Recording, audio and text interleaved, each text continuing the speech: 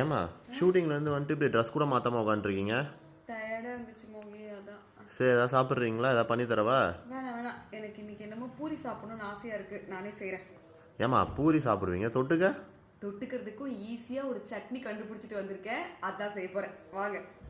எனக்கு பூரினா ரொம்ப ரொம்ப பிடிக்குங்க. எதுவும் தொட்டுக்காமலே நிறைய சாப்பிடுவேன். இந்த முட்டை சட்னி இருந்தா வேற லெவல்ல இருக்கும். இந்த முட்டை சட்னி செய்யறது ரொம்ப ரொம்ப ஈஸி. இதுக்கு ஒரு பேனை வச்சு எண்ணெய் விட்டு ஒரு 3 ஸ்பூன் உளுத்தம் பருப்பு, ஒரு கைப்பிடி அளவுக்கு வேர்க்கடலையும் நல்லா பொன்னிறமா வறுத்து எடுத்து வச்சுக்கலாம். அடுத்து அதே பேன்ல வெங்காயம், தக்காளி, பூண்டு, 2 பச்சை மிளகாய், 3 வரமிளகாய் எல்லாத்தையும் சேர்த்து நல்லா வதக்கிப்போம். இது நல்லா வதங்கி சுருண்டு வர நேரத்துல வேக வச்ச முட்டையை உரிச்சு எடுத்து இந்த மாதிரி கட் பண்ணி போட்டுக்கலாம். கூடவே ஒரு பிஞ்ச் மஞ்சத்தூள், தேவையான அளவுக்கு உப்பும் சேர்த்து அப்படியே இன்னும் கொஞ்சம் வதக்கிக்கலாம். அவ்வளவுதான். இப்ப ஸ்டவ் ஆஃப் பண்ணிட்டு அப்படியே ஆற வச்சுப்போம். இப்ப மிக்ஸி ஜார்ல நம்ம வறுத்து எடுத்த உளுத்தம் பருப்பு, வேர்க்கடலை முதல்ல சேர்த்து கொரன்னு அரைச்சிட்டு இப்ப வெங்காயம், தக்காளி, முட்டை எல்லாம் சேர்த்து கொஞ்சம் போல தண்ணி விட்டு நல்லா அரைச்சு எடுத்துக்கலாம். அவ்வளவுதான். இப்ப ஒரு தாளிப்ப போட்டோம்னா சும்மா கம கமனு முட்டை சட்டி ரெடி.